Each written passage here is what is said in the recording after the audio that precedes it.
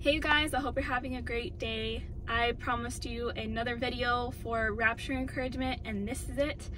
So I'm doing another focus study in Revelation, and it is over Revelation 12, where it talks about the woman, the child, and the dragon.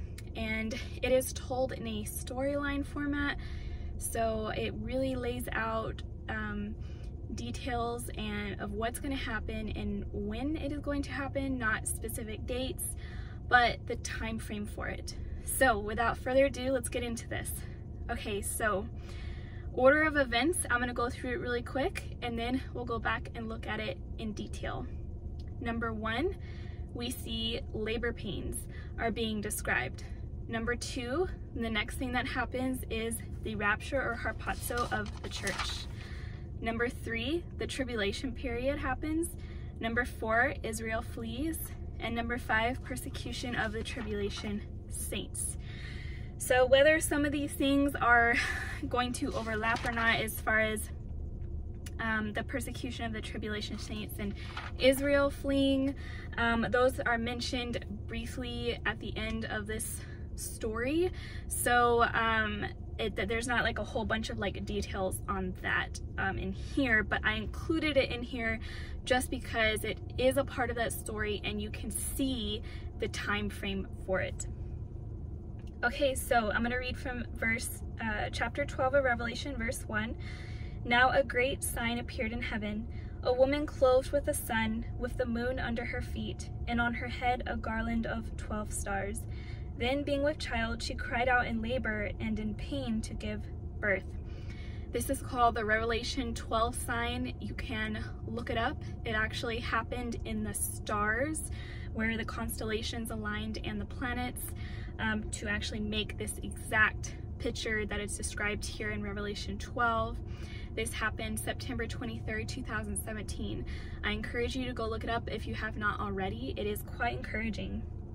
So verse 2, it says that she was having labor pains to give birth, right? She was in labor, and we have talked about labor pains before, becoming more frequent and stronger as time goes on. I believe this is the period that we are in right now. The woman represents Israel and or the Jewish nation. Labor pains are mentioned many times throughout scripture, especially in reference to the end times. And one of the passages I want to read to you is Mark 13, verse 8. You guys know me, I'm always reading you guys a lot of scripture, so bear with me, but I love doing this. Okay, so Mark 13, verse 8. For nation will rise against nation, kingdom against kingdom. There will be earthquakes in various places, and there will be famines and troubles. These are the beginning of sorrows. And that word sorrows in the Greek text is actually odin, and I hope I'm saying that correctly, which means birth pains. It literally translates to birth pains. I'm reading out of the New King James Version, so they have sorrows written in here. I love to look up the original text of words so I can get a better context for the meaning of the passage and the word itself. So 1 Thessalonians 5:3. We all know this passage pretty well, probably. Okay, so 1 Thessalonians 5:3 says, for when they say peace and safety, then sudden destruction comes upon them, as labor pains upon a pregnant woman, and they shall not escape. So both of these passages are talking about labor pains in the end times, before Jesus returns and before the rapture of the church even. And you'll see that here in Revelation 12, that the labor pains also lead up to the rapture of the church, not just Jesus' second coming, but the rapture itself. We're going to go back to Revelation 12. We're going to read verses 3 through 5. And another sign appeared in heaven. Behold, a great fiery red dragon, having 7 heads and 10 horns and 7 diadems on his heads. His tail drew a third of the stars of heaven and threw them to earth, and the dragon stood before the woman who was ready to give birth, to devour her child as soon as it was born. She bore a male child who was to rule all the nations with a rod of iron, and her child was caught up to God and his throne. So this child could be Jesus, or it could be the church, or it could be both. You may have a different take on this, and that is perfectly fine, but my take is that it is referencing both. The original text used here for caught up, that the child was caught up to God and his throne, is the same word used in 1 Corinthians 15 and 1 Thessalonians 4 to describe the rapture of the church. The actual word rapture is rapturo, which is the Latin translation of the original Greek text harpazo, which is used in those passages. The caught up here in Revelation 12 is that exact same word. It's harpazo. It's not ascension, which we will look at here in regards to Jesus ascending, which is in multiple passages, but I'm going to look at Mark 16 verse 9, and let's look at the original text for that one.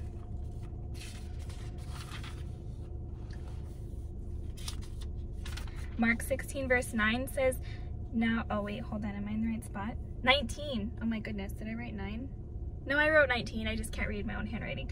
So then after the Lord had spoken to them, he was received up into heaven and sat down at the right hand of God. That received up into heaven, the original text is, it says, oh my goodness, I don't know if I'm going to say this correctly, but analambano, which means to take up or raise up or to carry away. It's not harpazo, it's not a snatching away like a thief. So you can see that the two words used in the original text are very different from one another, one being harpazo, snatching away, catching up, and the analambano being where Jesus ascended into heaven. It means to take up or raise or to carry away, but not as being snatched as a thief would snatch. So very different. So this passage in Revelation 12, when it says the male child, it can be talking about Jesus. It can also be talking about the church. And I believe that that original text, harpazo, caught up, is written like that for a reason, so we understand that it is talking about the church being raptured. So let's review. Number 1, we have labor pains. Number 2, we have the church being born out of this world, being caught up, harpazoed, which is the rapture. One and the same there, rapture and harpazo. I use those terms interchangeably. Rapturo is just the Latin word, and then harpazo being the Greek. Okay, so the other thing I wanted to look at in this passage is ruling with a rod of iron, because this child is going to rule the nations with a rod of iron. So we can see that in Psalm 2:9. I'm going to turn there and read that one to you guys. It talks about Jesus ruling with a rod of iron, and we see this pretty clearly. I'm not going to read all of Psalm 2, but in the very beginning in verse 1 it says, "Why do the nations rage, and why do people plot a vain thing? The kings of the earth set themselves, and the rulers take counsel together against the Lord and against his anointed, who is Jesus, saying, let's break their bonds in pieces and cast away their cords from us." So I believe that this is referring to Armageddon, whenever the nations are going to gather themselves together and they are mocking God and mocking Jesus. They want to defeat him, but in reality, you guys, the enemy has already been defeated when Jesus came and died on the cross and rose again, which is 1 Corinthians 15, 1-4, also the gospel of your salvation. So in verse 9, it says, speaking of Jesus, "You shall break them with a rod of iron, and you shall dash them to pieces like a potter's vessel." So speaking of Jesus ruling with a rod of iron, in Revelation 2, verse 26 through 27,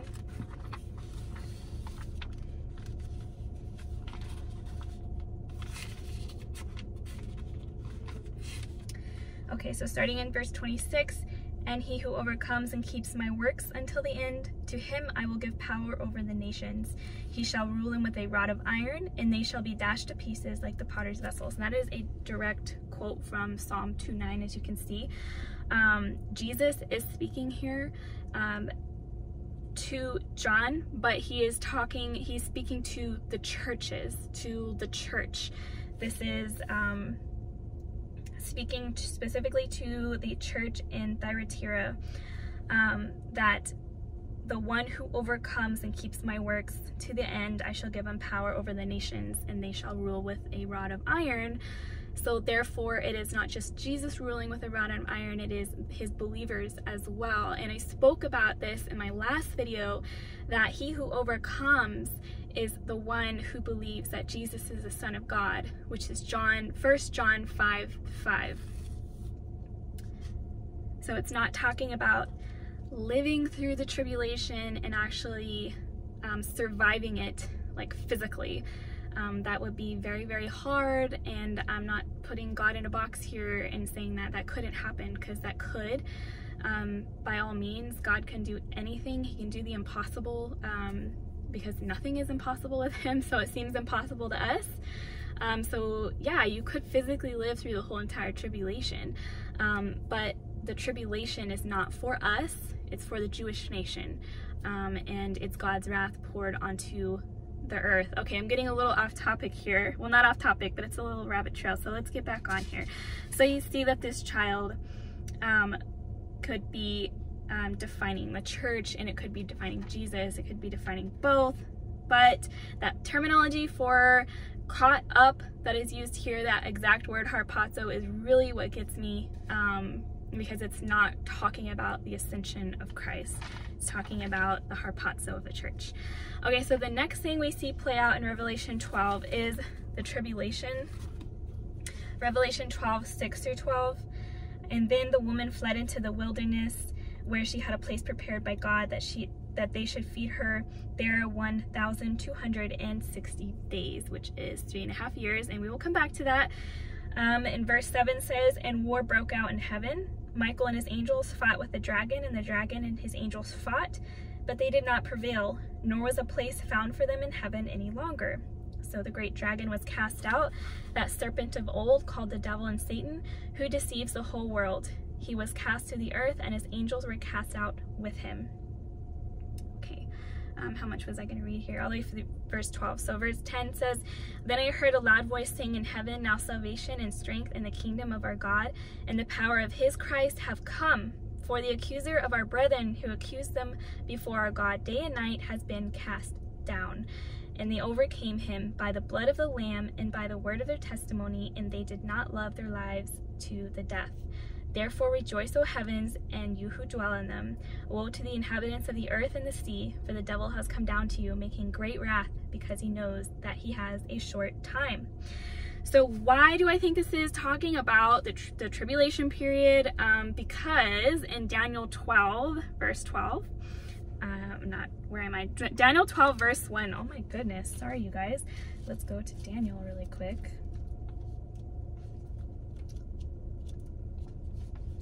I had it bookmarked, no, I don't.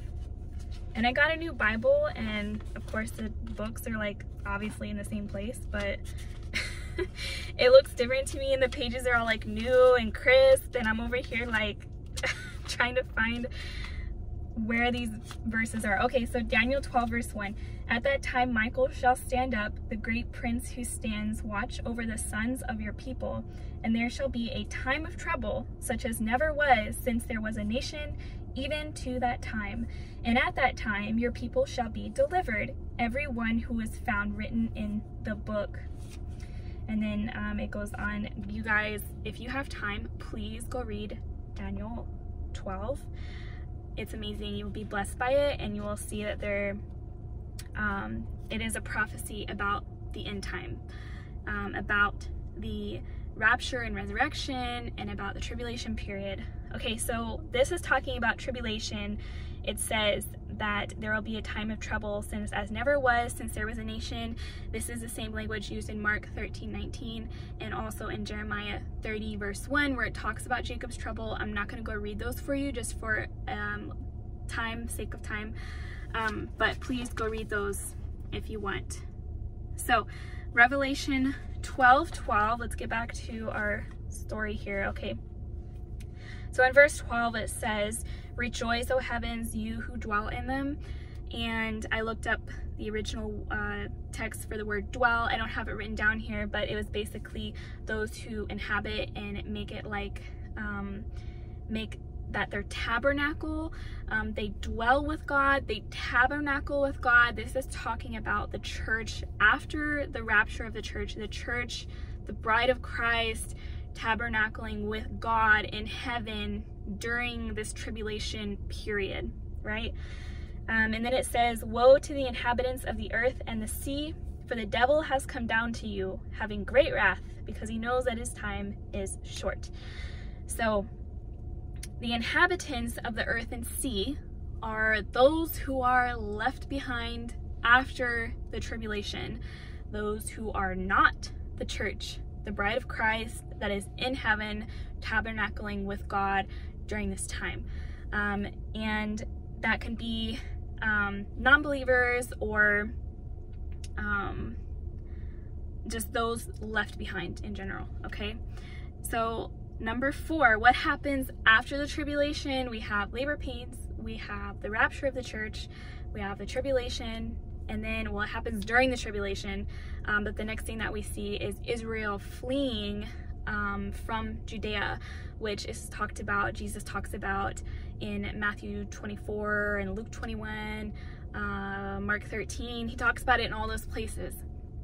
I'm not going to read all of that, you guys, so don't get nervous, but I'm just gonna say, actually, I'm not even gonna read any scripture for this one. I'm gonna try to keep this short. Okay, so Israel flees after Satan is cast down, and I'm gonna read Revelation 12:13. "Now when the dragon saw that he had been cast to the earth, he persecuted the woman who gave birth to the male child." So he is gonna persecute Israel. He's going after the nation of Israel. But what happens? Verse 14, "But the woman was given 2 wings of a great eagle, so that she may fly into the wilderness to her place where she is nourished for a time and times and half a time."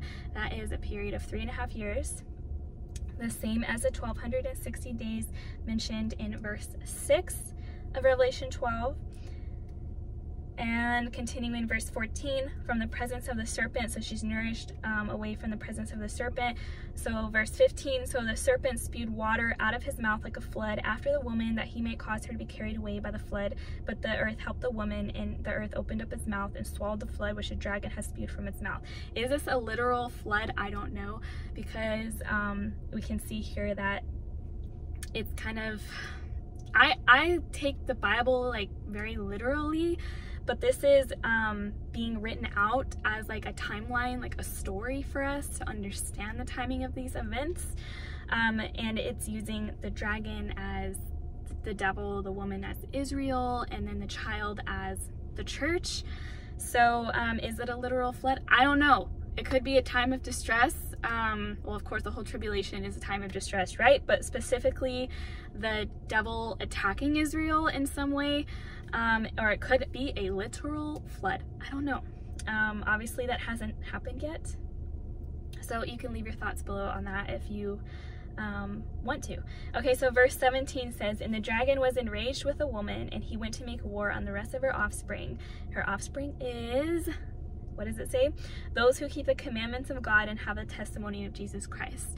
So the offspring of Israel, is that talking about tribulation saints, all tribulation saints, where they are Jew or Gentile, or is that talking about only the tribulation saints of the Jewish nation?